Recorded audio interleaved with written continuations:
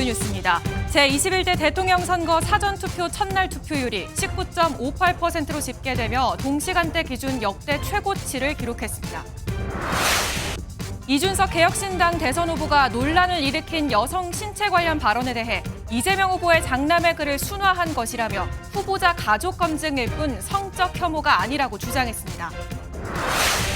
경북 포항의 한 야산에서 해군 초계기가 추락해 탑승자 4명이 모두 숨진 채 발견됐습니다. 한국은행이 올해 경제 성장률 전망치를 1.5%에서 0.8%로 하향 조정하고 기준금리를 0.25%포인트 낮췄습니다. 시청자 여러분 안녕하십니까? 제21대 대통령 선거 유권자 수는 4,439만 1,871명. 소중한 한 표 한 표입니다. 오늘부터 이틀간 사전투표로 선택은 시작됐습니다. 조금 전 끝난 첫날 사전투표는 19.58%, 역대 최고의 사전투표율입니다. 이로 인해 이틀간 사전투표를 포함해 선거 당일까지 이젠 사실상 사흘간의 본투표가 이루어질 예정입니다. 시작된 국민의 선택, 오늘도 집중 보도해드립니다. 첫 소식은 이교욱 기자가 전해드립니다. 군복을 입은 병사들이 부대 인근 주민센터에 마련된 사전투표소에 긴 줄로 늘어섰습니다. 본인 확인을 마치고 투표용지를 투표함에 넣으며 소중한 한 표를 행사합니다. 공항에 마련된 사전투표장도 미리 투표를 하기 위한 사람들로 북적입니다. 일주일 정도 나갔다 오게 됐는데 본투표 기간에 한국에 없으니까 사전투표를 그래도 하고 가는 게 좋지 않을까. 제21대 대통령 선거 사전투표가 오늘 오전 6시부터 전국 3,568개 투표소에서 일제히 시작됐습니다. 첫날 투표율은 역대 최고치인 19.58%로 지난 20대 대선의 17.57%, 22대 총선의 15.61%보다 높게 나왔습니다. 지역별로는 전남 34.96%에 이어 전북과 광주 등 호남이 높았고 TK와 울산 등은 상대적으로 낮았습니다. 내일까지 사전투표가 진행되면 역대 전국 단위 사전투표율 중 가장 높았던 20대 대선의 36.93%를 넘을 수 있다는 전망이 나옵니다. 다만 금요일과 토요일에 사전투표를 치른 지난 대선과 달리 이번엔 평일 이틀에 투표를 한다는 점이 변수입니다. 지난 대선 때 금요일은 776만여 명, 토요일에 855만여 명이 투표를 하는 등 차이가 있었습니다. MBN 뉴스 이교욱입니다. 주요 대선 후보들도 오늘 일제히 사전투표에 참여했습니다. 이재명 민주당 후보는 서울대학가에서, 김문수 국민의힘 후보는 인천 계양, 이준석 개혁신당 후보는 동탄에서 한 표를 행사했습니다. 누구와 어디서 사전투표를 했는지 그 전략을 이승민 기자가 보도합니다. 이재명 민주당 후보가 사전투표소에 청년들과 함께 들어섭니다. 이 후보는 국민이 주권을 행사하는 가장 확실한 수단은 선거라고 강조하며 투표를 독려했습니다. 총알보다 투표가 강하다라는 말이 있습니다. 자, 이번 내란 사태도 우리 국민들의 투표 참여만으로 비로소 이겨낼 수 있습니다. 김문수 국민의힘 후보는 자신의 딸과 함께 이재명 후보의 지역구에서 사전투표를 마쳤습니다. 김 후보는 막판 역전극을 쓰겠다는 의지를 다졌습니다. 지지도 올라가는 그런 길목에서 마지막 추격이 지금 일어나고 있는데 결과는 저는 잘 될 것이라고 확신하고 있습니다. 이준석 개혁신당 후보는 자신의 지역구인 동탄에서 한 표를 행사했습니다. 예상을 깨고 승리한 지난 총선처럼 이번에도 정치 변화를 이끌어달라고 호소했습니다. 동탄 이 신도시를 대표하는 국회의원으로서 그런 열망을 담아서 이번에도 정치 교체, 세대 교체, 시대 교체를 이뤄내겠다는 마음으로. 권영국 민주노동당 후보는 여수에서, 이재명 후보의 배우자 김혜경 여사는 부산에서 사전투표에 참여한 가운데 설난영 여사는 별도로 투표할 예정입니다. 문재인 전 대통령 부부는 경남 양산 사저와 가까운 사전투표소에서, 박근혜 전 대통령도 사저가 있는 대구 달성군에서 투표를 마쳤습니다. MBN 뉴스 이승민입니다. 서울의 한 사전투표소에선 유권자들에게 투표용지를 나눠준 뒤 외부에서 줄을 서게 한 것으로 나타났습니다. 선관위는 사전투표소 내부 대기 공간이 좁아서 생긴 일이라며 법 위반은 아니라고 해명했지만 논란은 계속될 전망입니다. 이 내용은 박혜빈 기자입니다. 서울 서대문구 구신촌동 주민센터 앞입니다. 사전투표를 하러 온 유권자들의 줄이 길게 늘어서 있습니다.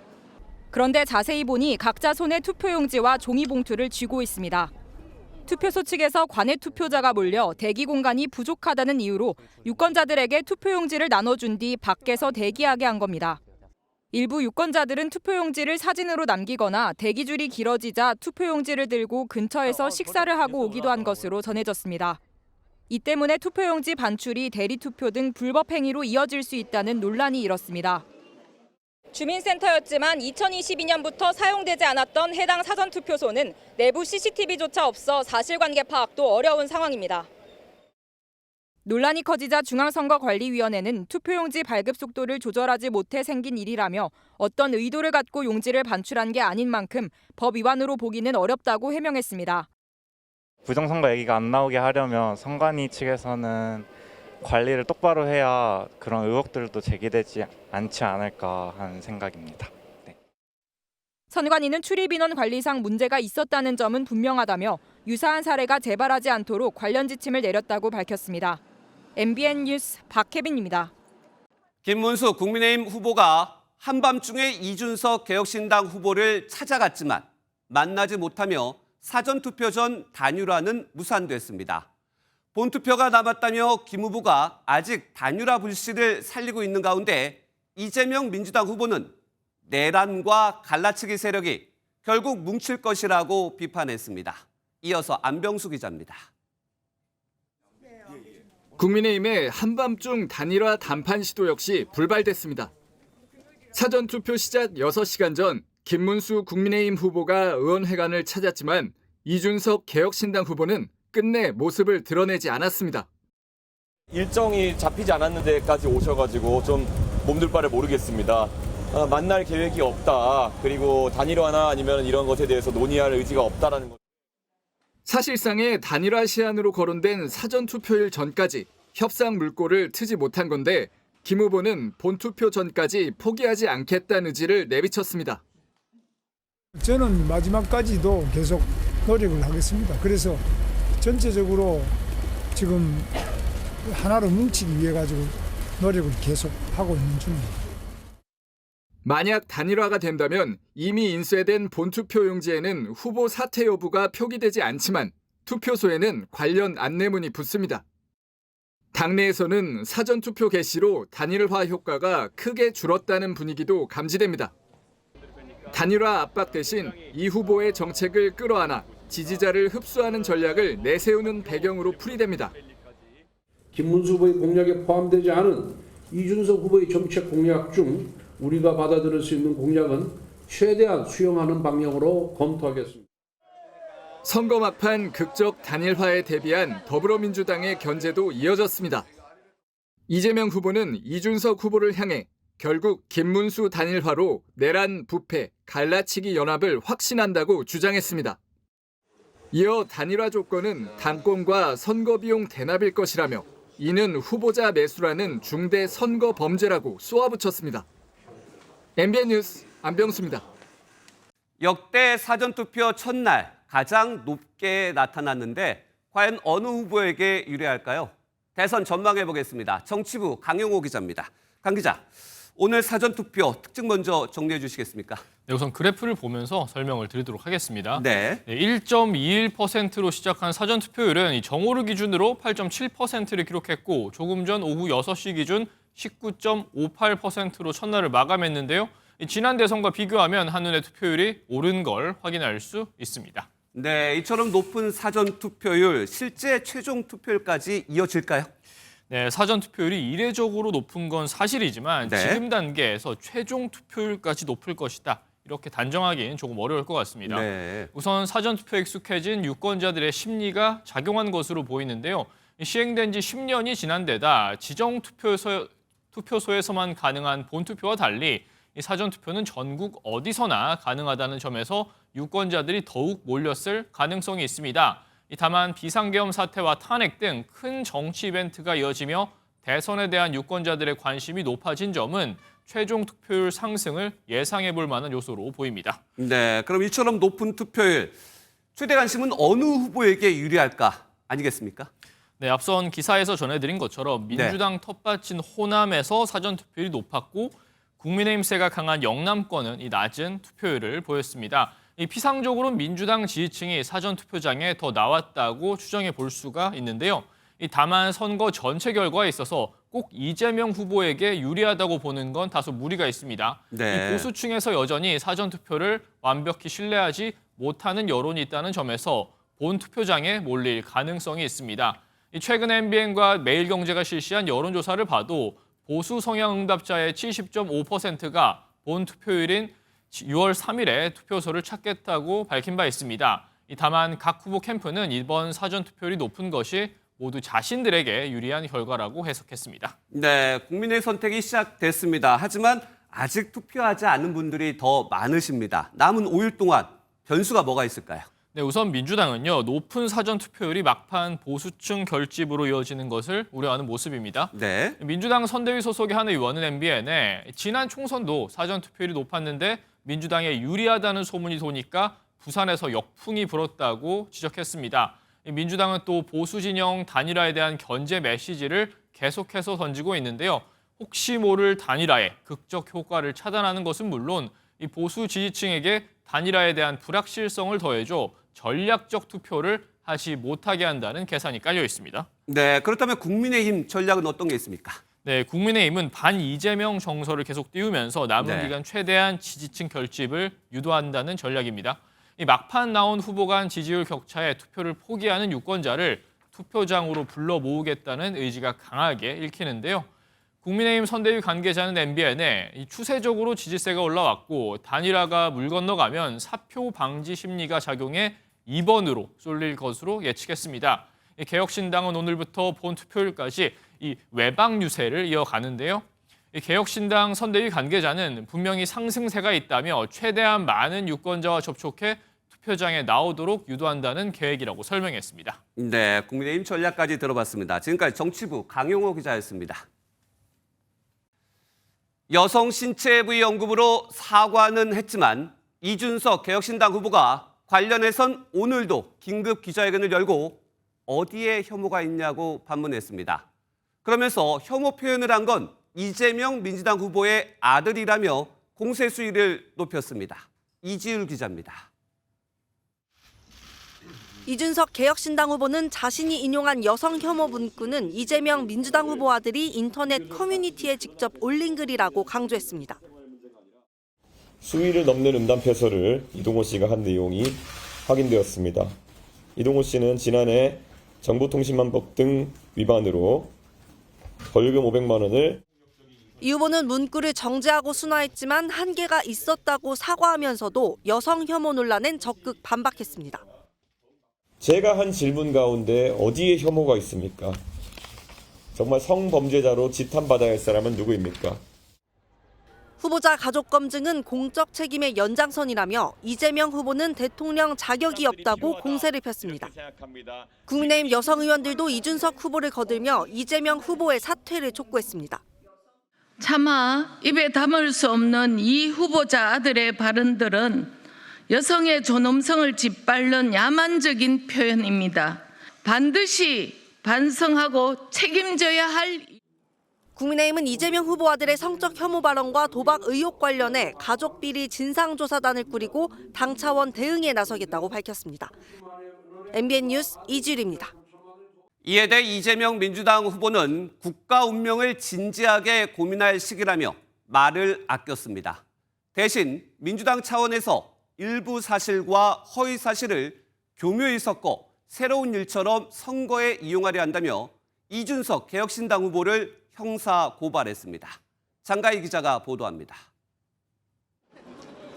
이재명 민주당 후보는 이준석 개혁신당 후보의 기자회견에 대해 국가 운명을 고민해야 할 때라며 수위를 조절했습니다. 이 엄중한 시기에 내란 극복, 민생 회복에 대해서 또 국가의 운명에 대해서 좀 더 진지하게 고민하는 그런 선거가 되길 바랍니다. 이준석 후보를 겨냥한 민주당 차원의 공세는 더욱 거세졌습니다.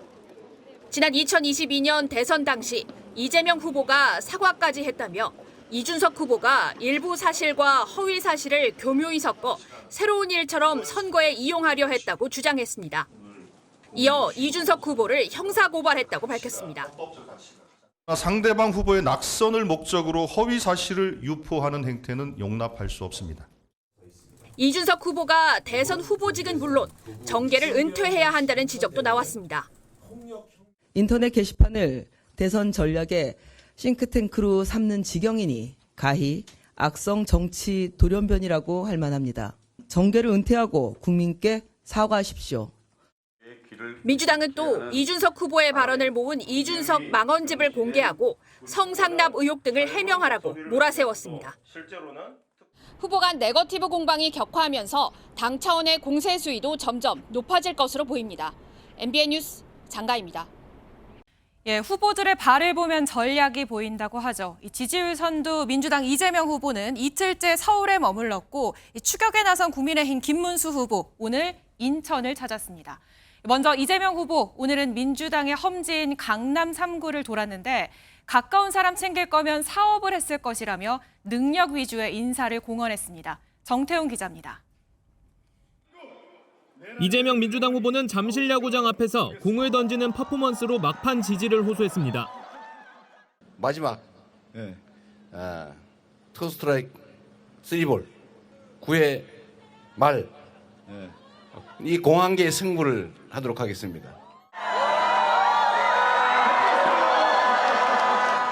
민주당 험지로 꼽히는 강남 3구를 집중 공략한 이 후보는 민주당 집권 가능성이 높아져 대한민국 주식시장이 생기를 찾고 있다면서 침체된 경제 회복을 거듭 강조했습니다. 이 후보는 또 자신이 당선될 경우 취임식을 간소하게 치르고 능력 중심의 인사를 단행하겠다는 뜻도 밝혔습니다. 최대한 성과를 내서 국민으로부터 평가를 받아야죠. 제가 가까운 사람 챙길 거면 사업을 하지 정치를 했겠습니까? 이 후보는 특정 언론의 지지율 조사 왜곡 보도를 주장하며 언론을 작심 비판하는 동시에 유권자들에게 거짓 정보를 유의하라고 당부했습니다. 없는 사실에 대해서 누가 주장한다고 마구 쓰거나 언론이 진실을 규명을 해서 진실을 보도하려고 노력을 해야지 허위 조작에 공조해서는 안 되는 게 당연한 것 아닐까요? 이재명 후보는 서울 유세를 마친 뒤 주말까지 충청과 강원 등 상대적으로 민주당 약세 지역을 추가로 돌며 막판 표심 확보에 주력한다는 계획입니다. MBN 뉴스 정태웅입니다. 그런가 하면 인천에 간 국민의힘 김문수 후보는 메가더 장군 동상을 찾았습니다. 6.25 전쟁 당시 전세를 뒤바꾼 메가더 장군의 인천 상륙 작전처럼 막판 대역전을 이뤄내겠다는 건데요. 김 후보는 1번을 찍으면 자유가 없어진다며 보수 결집을 호소했습니다. 이어서 김도형 기자입니다. 김문수 국민의힘 대선 후보가 메가더 동상 앞에서 묵념합니다. 이어진 유세에서 메가더 장군을 한미동맹의 상징이라고 말하면서 미국이 없었으면 적화 통일이 됐을 것이라고 강조했습니다. 그러면서 자유 대한민국을 지켜달라며 한 표를 호소했습니다. 1번을 찍으면 자유가 없어집니다. 1번을 찍으면 공짜로 돈도 뭐 25만 원씩 준다는데 요거 완전히 망하는 길입니다. 김문수 국민의힘 대선 후보는 6.25 전쟁 당시 반전의 계기가 됐던 인천 상륙작전을 모티브로 이곳 인천에서 대역전을 노린 유세를 이어갔습니다. 뭉치자! 이기자! 지역 언론인과의 행사에선 지방 분권을 위한 방안을 내놓았습니다. 헌법 전문에 지방 분권 국가를 지향한다는 내용을 넣고 수도권을 제외한 지방의 규제는 혁파할 것이라고 강조했습니다. 인구가 감소하는 지방, 그 수도권 빼고 나머지 지방은 그린벨트를 제가 취임하면 거의 즉시적으로 완전히 해제를 해야 된다고 저는 생각합니다. 사회복지사들을 만난 김 후보는 경기지사 시절 도입한 무한돌봄 사업을 소개하며 복지사들의 처우 개선도 함께 약속했습니다. 김문수 후보는 내일 충청과 강원 지역 유세를 시작으로 선거운동 종료일까지 귀가하지 않고 논스톱 외박 유세를 진행할 예정입니다. MBN 뉴스 김도형입니다. 격전지를 가다 오늘은 울산으로 가봅니다. 울산은 전통적으로 보수세가 강한 지역이지만 제조업 중심의 도시로 노동계 진보세도 만만치 않습니다. 지금 울산 민심은 어떤지 김현 기자가 다녀왔습니다. 울산 지역은 전통적으로 보수 진영의 텃밭으로 불려왔습니다. 하지만 조기 대선으로 치러진 지난 19대 대선에선 당시 문재인 후보가 홍준표 후보를 10%포인트 차로 앞서며 이변을 연출해냈는데요. 이번 조기 대선에서도 이런 이변이 재현될 수 있을지 아니면 보수 강세의 기존 흐름이 계속될지 울산 시민들의 이야기를 직접 들어보겠습니다. 전통적인 보수 텃밭답게 김문수 후보에게 높은 점수를 주는 시민들도 많았습니다. 특히 울산 남구 지역은 김상욱 의원이 국민의힘을 탈당하면서 지지층이 결집하는 모습입니다. 아무래도 김문수 후보님이 제일 좀 청렴하지 않나. 부연도 조금 청렴한 분이 안 좋지 않나. 김문수를 갖다가 많이 찬성을 많이 택시 손님들이 김문수를 많이 좋아하대요. 하지만 태화강 북쪽의 분위기는 달랐습니다. 지금 제가 서 있는 곳은 울산 북구에 있는 현대자동차 울산 공장입니다. 울산 북구는 지난 대선에서 이재명 후보의 손을 들어준 곳인데요. 부산, 울산, 경남 지역 중 이재명 후보가 유일하게 승리를 거둘 만큼 진보적 성향이 강한 곳입니다. 이재명 후보를 좀 지지하는 편입니다. 그나마 제일 믿음이 가지 않았나라는 생각이 들어서. 민주당의 이재명요. 나라를 잘 운영할 수 있다는 믿음이 가요. 젊은 층에서는 이준석 후보에 대한 지지세도 감지됐습니다. 4번 이준석 그래도 생각하고 있어요. 4번 생각하고 있어요. 토론에서도 인상적이었고 젊은 세대를 위해 힘쓰시는 것 같아서. 아직까지 마음을 정하지 못했다는 답변도 많았습니다. 저희는 아직도 누구를 뽑아야 될지도 모르겠고. 아직 못 정했습니다. 확실하게 누구를 이 사람 지지해야겠다 이런 마음이 가는 토론을 못 봐서. 숨은 표심이 변수로 부상하면서 선거 막판까지 울산 민심은 출렁일 것으로 보입니다. MBN 뉴스 김현입니다. 6월 3일 이 대선이 끝나면 당선자는 그 다음 날 바로 취임해야 합니다. 취임한 새 대통령은 어디서 지내게 될지 관저도 관심인데요. 윤석열 전 대통령이 썼던 한남동 관저를 그대로 쓰게 될지 유력 후보 캠프들도 아직 명확한 계획을 밝히진 않고 있습니다. 검토되는 후보지들을 황재헌 기자가 취재했습니다.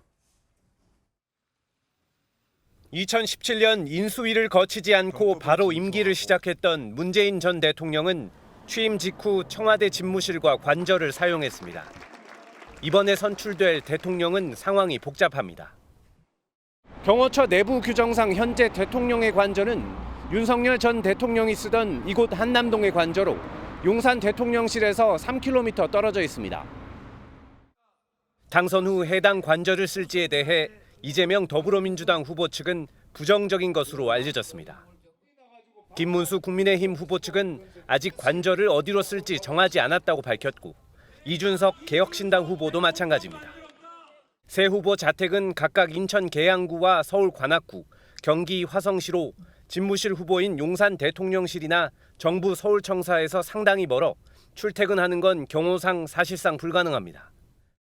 이재명 후보의 경우 한남동 관저가 탄핵된 윤석열 전 대통령 시절 조성됐고 공사 과정에서 여러 의혹이 제기된 만큼 당선될 경우 삼청동 총리공관이나 청와대 내 관저 등을 대안으로 검토 중인 것으로 전해졌습니다. 일각에선 지난 정권 초 한남동 관저에 최소 25억 원이 투입되면서 세금 낭비 논란까지 일었다는 점에서 후보들이 지금이라도 관저 계획을 유권자에게 밝힐 필요가 있다는 지적이 나옵니다. 국정 운영에 도움이 되는 비공식적 활동들은 대통령 집무실보다는 대통령 관저에서 이루어지거든요. 관저의 이전도 또한 많은 정치적, 사회적 또는 경제적 비용이 들게 되는 것입니다. 윤 전 대통령은 관저 준비에 시간이 오래 걸리면서 호텔을 써야 한다는 의견까지 제시됐다가 취임 뒤 서초동 사저에서 6개월 동안 출퇴근한 바 있습니다. MBN 뉴스 황지연입니다. 예, 오늘 정치톡톡 시간은 국회팀 표선우 기자와 함께하겠습니다. 표 기자 어서 오십시오. 첫 번째 소식 바로 가볼까요? 예, 민주당 이재명 후보인데 부자 몸조심이라는 말이 나올 정도로 인터뷰를 자제하던 이 후보였는데 최근 유튜브에 부쩍 많이 출연하는 것 같아요. 네, 오늘은 진보 성향 유튜브에 출연을 했는데요. 사전 투표가 시작된 만큼 지지층 결집에 나선 걸로 보입니다. 예. 이재명 후보도 오늘 사전 투표를 했는데요. 처음으로 손이 떨렸다는 소감을 전했습니다. 손이 진짜 떨리더라고요. 재밌다. 맞아요. 그러신 분 많아요. 처음으로 한참 걸렸는데 찍는데 정확하게 겨냥해 찍느라고. 맞아요. 그러니까 저도 사실은 매우 절박한 거죠. 절실하고 마지막일 테니까. 이 후보 미워하는 사람이 있냐는 질문에 본인을 둘러싼 검찰 수사를 꼽았는데요. 어느 순간 윤석열 전 대통령이 할 게 저것밖에 없구나 하는 생각이 들어서 불쌍해지기 시작했다고도 말했습니다. 정치 보복하지 않겠다면서도 내란 사범은 책임을 물어야 한다면서 보복과 정의는 다르다고 분명히 하더라고요. 예, 지지층 결집하면 국민의힘도 마찬가지로 절실한 상황인데 국민의힘 소식도 한번 봐볼까요? 총력전에 나섰는데 안철수 의원 선거전 열심히 돕고 있는데 어쩐지 좀 당황한 기색이네요. 네, 인천에서 김문수 후보 지원에 나섰는데요. 예. 이재명 후보를 강하게 비판하다가 스텝이 꼬여버렸습니다. 제발 이번 이재명 후보 찍어주셔야 합니다. 김문수 후보입니다. 예, 진짜 죄송합니다. 예, 이번 김문수 후보 찍어주셔야 합니다. 앞서 김문수 후보 지지 선언을 한 손학규 전 바른미래당 대표도 비슷한 실수한 적 있었죠. 그래서 오늘 아침에 이재명 지지 선언을 했습니다. 이재명 후보는 안 되는 이유를 집중 부각하려다 보니 유사한 실수 자꾸 이어지는 모습입니다. 예, 오늘 날도 덥고 현장에서 이런 말실수가 나올 수도 있지만 상대 후보를 뽑아달라고 한 건 아찔했겠습니다. 다음 소식 가보겠습니다. 이번엔 홍준표 전 대구시장인데 내 탓하지 마라면서 홍 시장의 이 음성이 지원되는 것 같은데 어떤 소식인가요? 홍 전 시장 사실상 국민의힘 대선 패배를 예측하더라고요. 예. 오늘은 SNS에 아이스에이지, 그러니까 빙하기에 대비하라면서 이번엔 살아남기 어려울 거라고 말했는데요.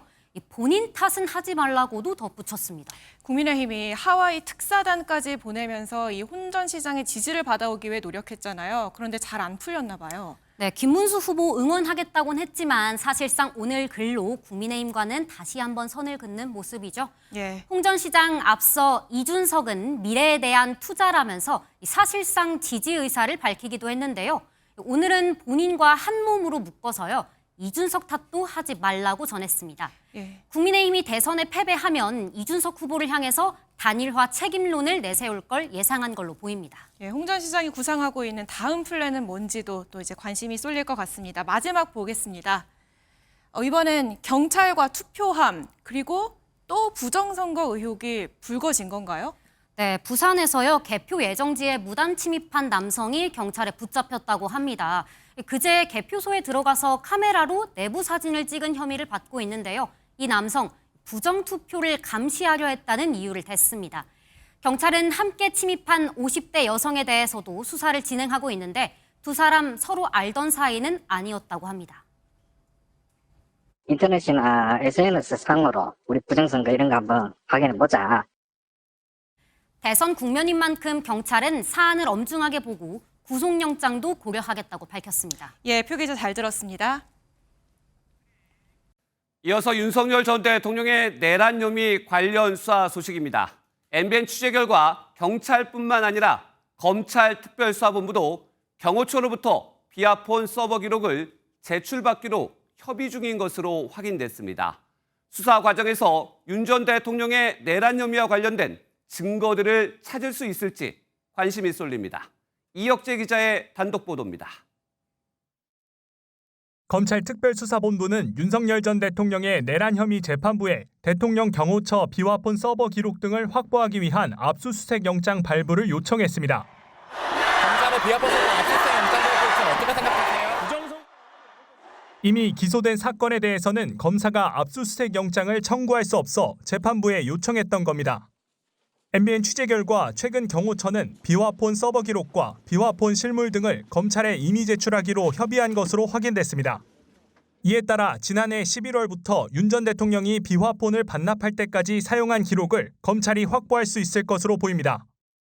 윤 전 대통령이 비상계엄을 선포하기 전후로 누구와 연락을 주고받았는지 등에 대한 확인이 가능해지면 혐의 입증에도 속도가 붙을 전망입니다.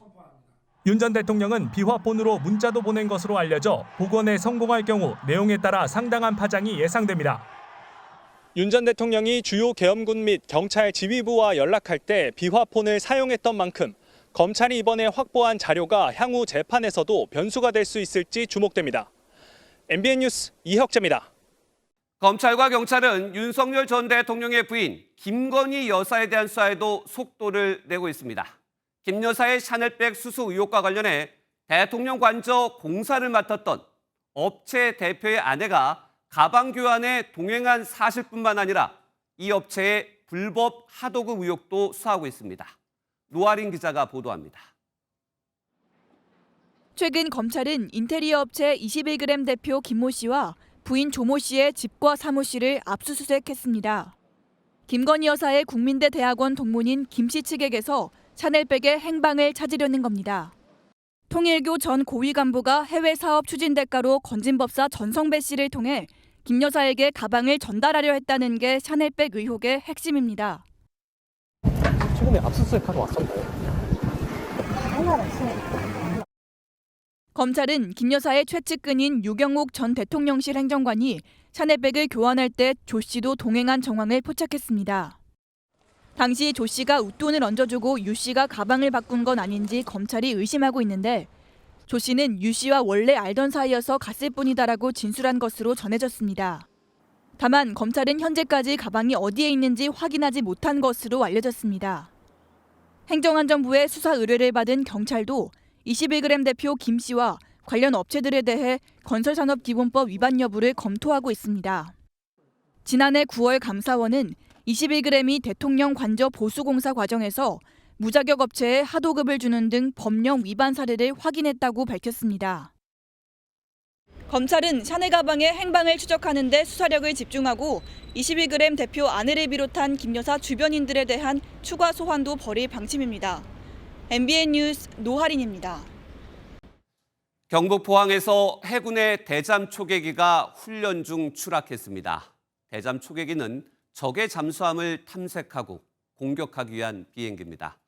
너무 안타깝게도 탑승자 4명 모두 사망했는데 사고 현장에는 아파트 단지가 있어 더 큰 사고로 이어질 뻔했습니다. 심우영 기자입니다. 야산 중턱에서 시뻘건 불길과 함께 검은 연기가 치솟습니다. 경북 포항공항 인근 야산에서 해군의 P-3CK 대잠 초계기가 추락한 건 오늘 오후 1시 49분쯤. 이착륙 훈련을 위해 포항 기지를 이륙한 지 불과 6분 만. 원인 미상의 이유로 기지 인근에 떨어진 겁니다. 비행기가 이상하게 돌더라고요. 그래서 산을 보면서 이쪽으로 최저 막 90도로 꺾어 내려가더라고요.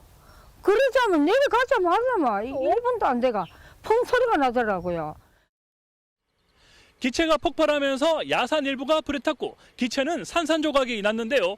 현장에선 군 당국과 소방 당국이 통제선을 친 채 사고 현장을 수습 중입니다. 소령 등 4명입니다. 이 항공기 같은 경우에는 이젝션 하는 그 제트기와 같은 이젝션 시스템은 없습니다. 추락 현장과 300m 떨어진 곳에 아파트 단지가 있어 자칫 큰 사고로 이어질 뻔했습니다. P-3CK는 해군이 2010년 도입한 미국산 대잠 초계기로 어뢰와 폭내, 미사일 등을 탑재해 잠수함 킬러로 불립니다. 해군은 사고대책본부를 구성하고 기체를 수거해 사고 원인을 조사할 계획입니다. MBN 뉴스 심우영입니다. 한 일방통행 도로에서 역주행하던 차가 오히려 제대로 달리던 차를 가로막았습니다. 정상 주행한 차에서 60대 남성이 내렸고 이 남성은 역주행 차량 창문을 붙잡았는데 차가 남성을 매달고 출발하면서 안타깝게도 목숨을 잃었습니다. 윤기란 기자가 보도합니다. 경기도 평택의 한 일방통행 도로입니다. 달리는 노란색 승합차 앞에 역주행한 하얀색 차가 나타나더니 길을 가로막습니다. 역주행 차량이 비키지 않고 그대로 있자 노란색 차 조수석에서 여성이 내려 차를 빼라는 듯 손짓합니다. 그런데도 꿈쩍도 하지 않는 역주행 차량. 노란색 승합차가 차 머리를 인도 쪽으로 비키는가 싶더니 조수석에서 한 남성이 내립니다. 역주행 차량으로 다가가 창문을 붙잡자 멈춰있던 차가 갑자기 출발합니다. 차에 매달려 20여 미터 정도 끌려간 60대 남성은 길 옆에 주차된 화물차에 치이고서 땅에 머리를 부딪혀 병원으로 옮겨졌지만 50분 만에 끝내 숨졌습니다. 둘이 그 시비가 붙었겠지. 차에 매달렸더라고. 저걸 잡고 여기 화물차가 있었어요. 여기다 갖다 친 거야. 40대 가해 차량 운전자는 피해 남성을 매달고 달린 이유에 대해 더는 싸우기 싫어 차량을 출발했을 뿐이라고 진술했습니다. 가해 차량 운전자가 사고가 날 수 있다는 걸 예견하고도 운전했다고 본 경찰은 상해치사 혐의로 구속영장을 신청하기로 했습니다. MBN 뉴스 윤기란입니다. 연일 마약 유통 일당이 경찰에 붙잡혔다는 소식 전해드리는데 마약 범죄는 완전히 뿌리를 뽑아야 됩니다. 이번 수법을 보면 특수 제작한 화장품 통 안에 필로핀을 숨겼는데 펌프를 누르면 진짜로 로션이 나오게 만들어서 마약 탐지견까지 속였습니다. 이재호 기자가 취재했습니다. 잠복해 있던 경찰이 마약 구매자 남성을 긴급 체포합니다. 이른바 던지기 수법으로 필로폰을 산 중국인을 현장에서 붙잡은 겁니다. 미수 혐의로 긴급 체포합니다. 태국인 국내 판매책도 검거하게 된 경찰은 한국인 밀수책까지 특정하고 인천공항에서 밀수 일당 3명을 검거했습니다. 가방에선 보디로션이 37개가 나왔고 이 안에는 개당 420g의 필로폰이 숨겨져 있었습니다. 이게 샴푸가 이게 아니잖아요. 펌프를 누르면 로션이 나오게끔 이중 구조로 만들고 로션 80g을 채워 표기된 500g의 무게까지 딱 맞춰 의심을 피했습니다. 펌핑 용기 만들 때부터 집어넣어서 처리를 깔끔하게 했기 때문에 탐지견이라든가 또 이제 표시 엑스레이 광선에도 표시가 안 되게끔. 경찰은 이들로부터 필로폰 19.9kg을 압수하고 태국 수사기관과 공조해 현지에 보관 중이던 필로폰 7.6kg도 추가 압수했습니다. 경찰은 이들 일당 7명 중 5명을 구속하고 마약 수사를 확대하고 있습니다. MBN 뉴스 이조입니다.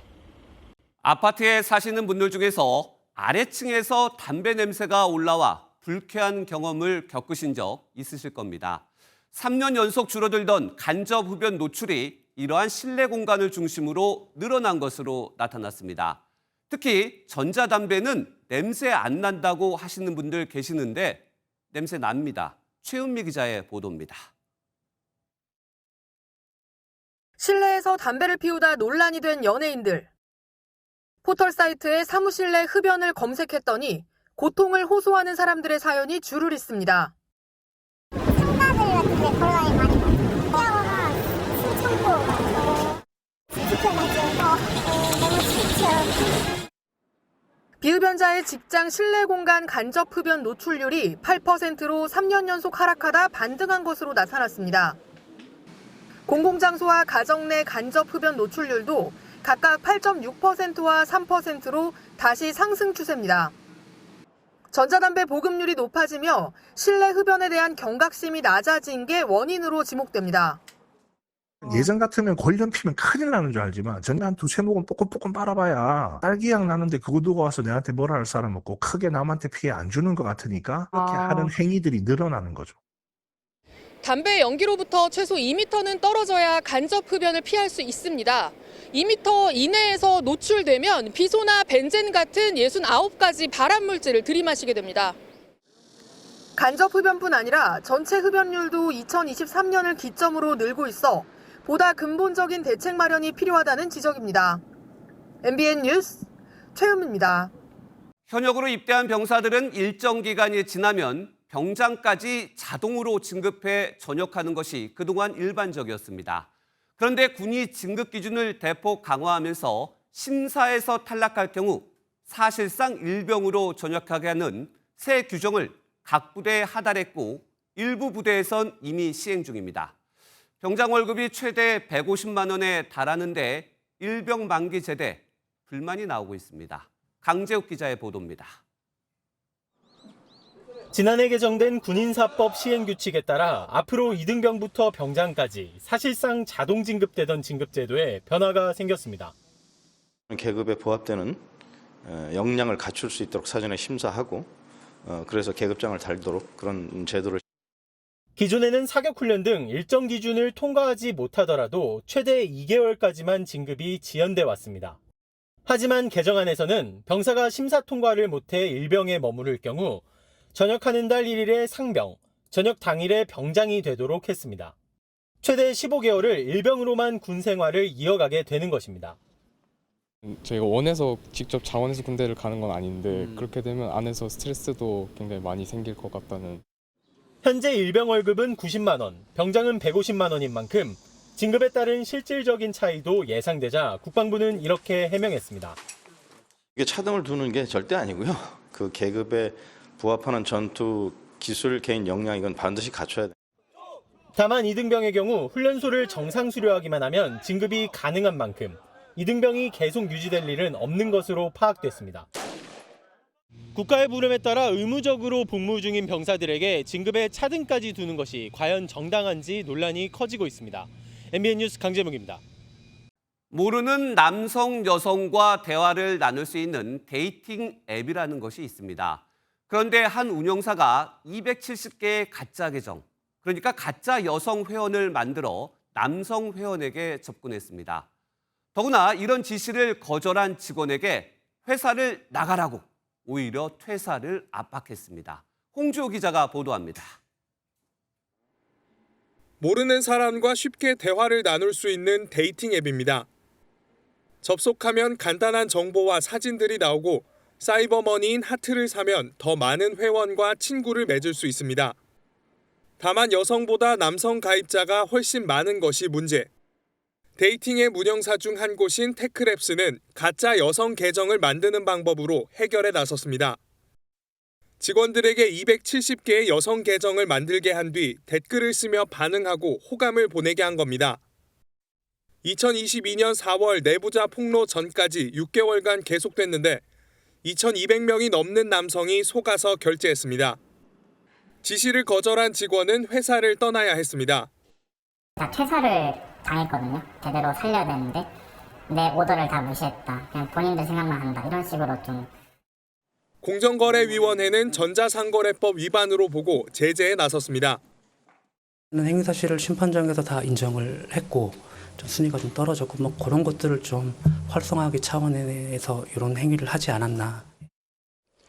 공정위는 매출액을 기반으로 5,200만 원의 과징금을 부과하고 이런 사실을 공개하라고 시정명령도 내렸습니다.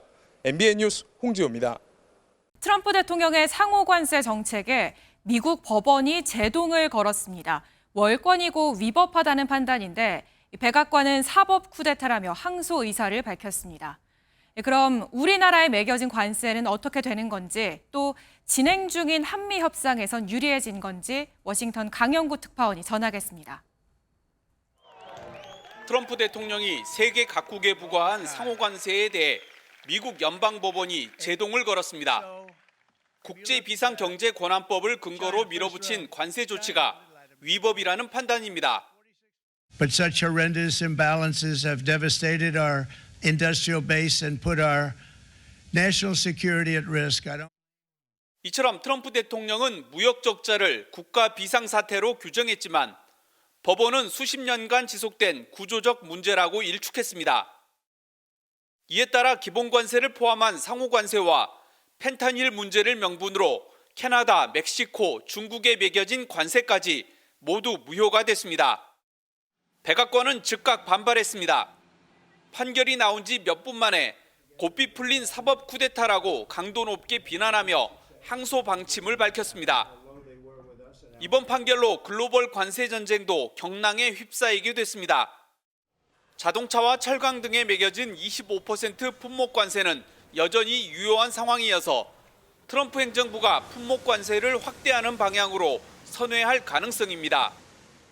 또 국가안보에 근거한 무역확장법 232조나 불공정 무역 행위를 이유로 관세를 부과하는 무역법 301조를 활용해 새로운 관세 전선을 구축할 가능성도 제기됩니다. 이번 사태에 대한 트럼프 대통령의 다음 행보에 관심이 쏠리고 있습니다. 워싱턴에서 MBN 뉴스 강영구입니다. 그런가 하면 트럼프 행정부가 다시 중국 때리기에 나섰습니다. 이번엔 중국 유학생들의 비자를 취소하겠다고 전격 선언했습니다. 이한나 기자입니다. 미국 국무부가 미국에서 유학하는 중국인 학생의 비자 취소를 시작한다고 밝혔습니다. 마코 루비오 미 국무부 장관은 중국 공산당과 관련 있는 이들을 포함해 중국 학생들의 비자를 적극적으로 취소한다고 말했습니다. 신규 학생 비자 발급을 일시 중단한 데 이어 중국을 콕 집어 한층 더 강경한 방침을 내놓은 겁니다. Or whoever you are, we're going to be looking at you. And every nation should take seriously and does. 또 향후 중국과 홍콩에서 들어오는 모든 비자 신청에 대한 심사 기준 강화도 예고했습니다. 미국 내 유학생 중 많은 비중을 차지하는 중국인 학생들과 대학가는 큰 충격에 휩싸였습니다. We're contributing to the U.S. scientific research, education and economy, and we shouldn't be the one facing uncertainty at this point. 중국 정부는 중국 유학생 비자 취소는 정치적 차별이라며 단호히 반대한다고 맞섰습니다. 트럼프 대통령은 하버드대와 중국과의 유착 관계를 문제 삼고 있고 정치권을 중심으로 유학생들이 첨단 기술 유출 창구라는 의혹도 제기되고 있습니다. 관세로 시작한 미중 갈등이 인적 교류 영역까지 확대되는 가운데 이번 조치가 미국이 향후 협상에서 유리한 고지를 점하기 위한 포석이라는 분석도 나옵니다. MBN 뉴스 이한나입니다. 지금 보시는 영상은 알프스 산맥의 빙하가 순식간에 무너져 내리는 모습입니다. 전 세계 빙하가 빠르게 녹고 있다는 소식 한 번쯤 들어보셨을 텐데 결국 스위스의 한 마을을 덮쳤습니다. 주민 대부분 대피했지만 이 마을의 90%가 토사에 묻혔고 주민 한 명이 실종됐습니다. 이상엽 기자의 보도입니다. 산꼭대기 근처에서 먼지 구름이 일더니 순식간에 막대한 흙더미가 산비탈로 내려옵니다.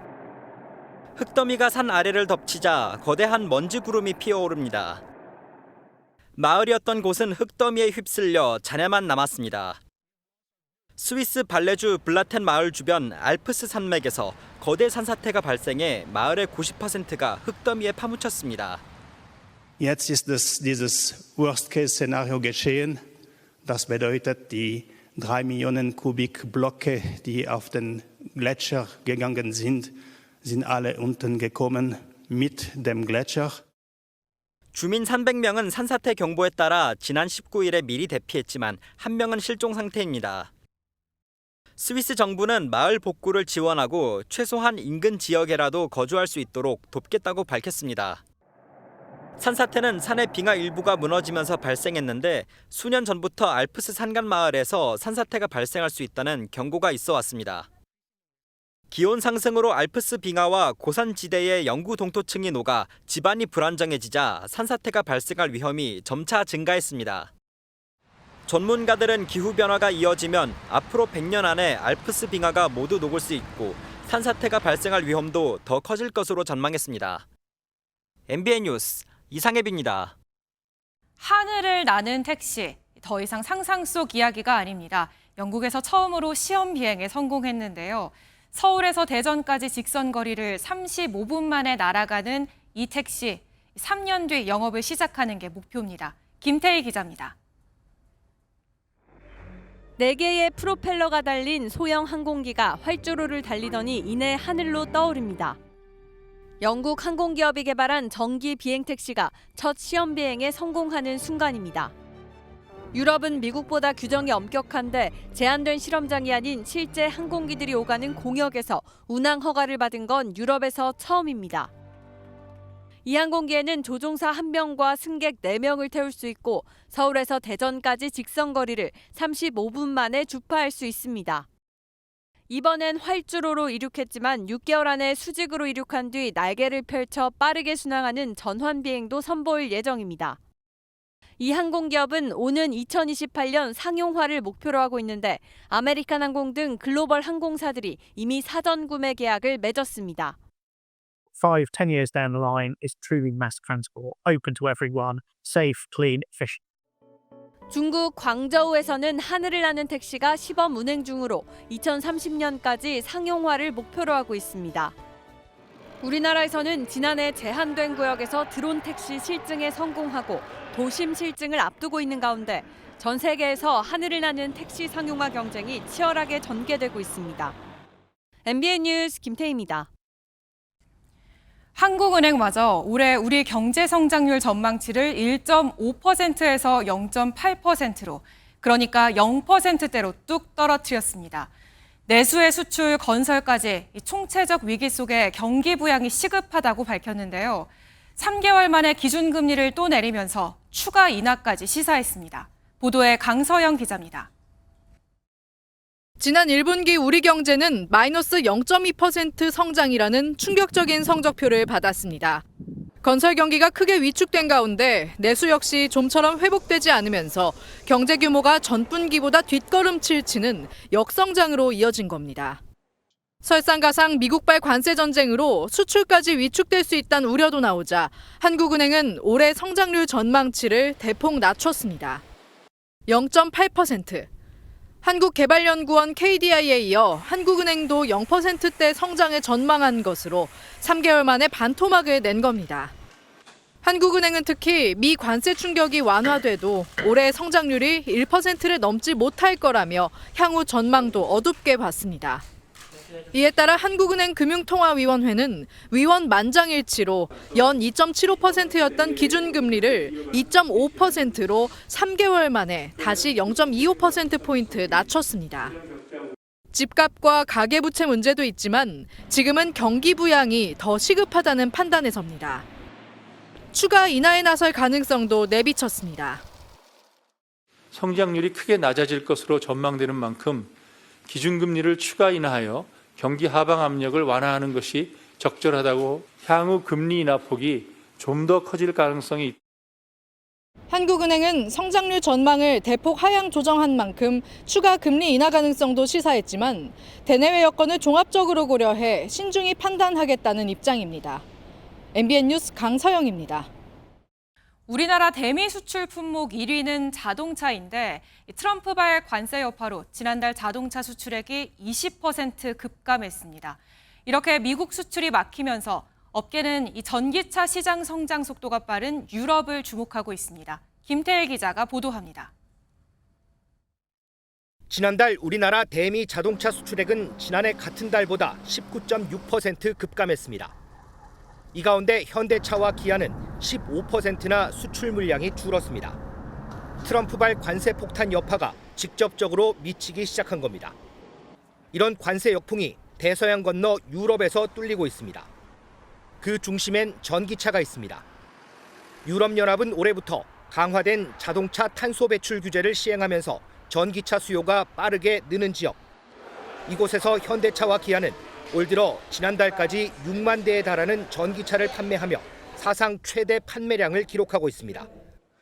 특히 세계 올해의 전기차와 세계 올해의 자동차에 각각 선정된 현대차의 캐스퍼와 기아 EV3를 필두로 유럽 전문 매체들의 비교 평가에서 우위를 보이고 있는 대형 전기 SUV EV9까지 흥행을 주도하고 있습니다. 트럼프 리스크로 인해서 이 전기차에 대한 부분들이 실제로 미국 내에서는 물량이 자꾸 줄어들 수밖에 없거든요. 그래서 그 역할을 지금 현재 유럽에서 역할을 키운다라고 볼 수가 있으니까. 유럽 시장에서 테슬라의 판매량이 50%가량 급감한 가운데 이를 파고드는 중국 전기차에 대한 대응은 넘어야 할 산입니다. 전기차의 새로운 격전지로 떠오른 유럽 시장이 관세로 생긴 생채기를 치료할 안전지대가 될지 주목되고 있습니다. MBN 뉴스 김태일입니다. 한국타이어 조현범 회장이 200억 원대 횡령과 배임 혐의로 1심에서 징역 3년을 선고받고 법정 구속됐습니다. 재판부는 조 회장이 총수 일가의 지위를 악용했다며 죄질이 불량하다고 봤습니다. 자세한 내용 박규원 기자가 전하겠습니다. 한국타이어 조현범 회장이 재판에 참석하기 위해 법정 게이트를 통과합니다.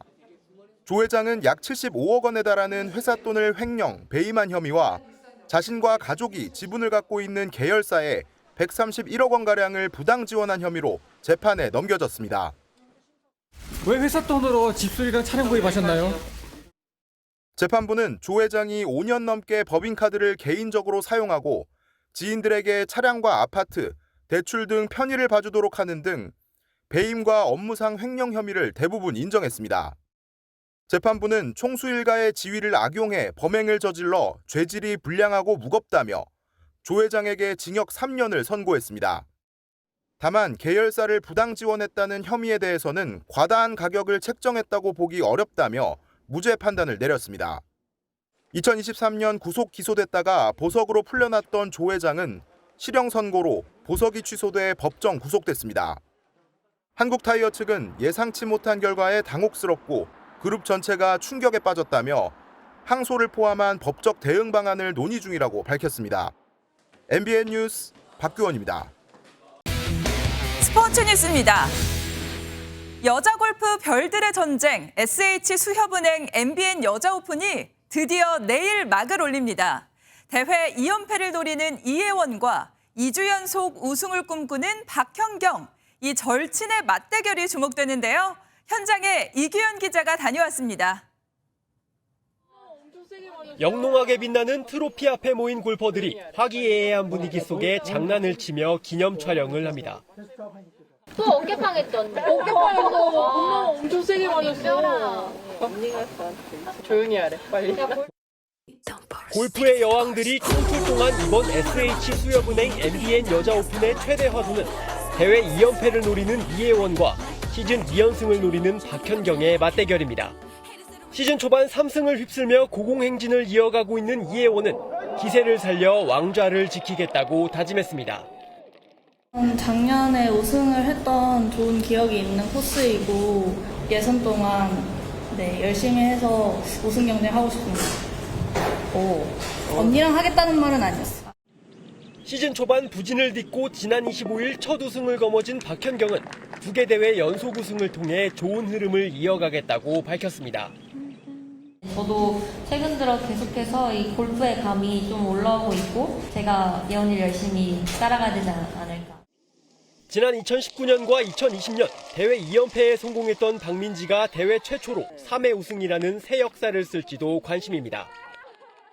코스가 이쁘고 상태도 너무 좋아서 정말 좋은 한 주가 될 거라고 생각합니다. 이번 시즌의 향방을 가를 양평대전에서 또 어떤 드라마가 펼쳐질지 골프 팬들의 관심이 이곳 양평으로 향하고 있습니다. MBN 뉴스 이규현입니다. 프로농구 부산 KCC에 합류하면서 형 허훈과 함께 슈퍼팀을 결성한 허훈이 이상민 감독에게 유니폼을 전달받으며 입단식을 치렀습니다. 대학 시절 이후 11년 만에 같은 팀에서 뛰게 된 형에게 꽃다발을 건네받고 미소를 짓는 모습이네요. 스포츠 뉴스였습니다.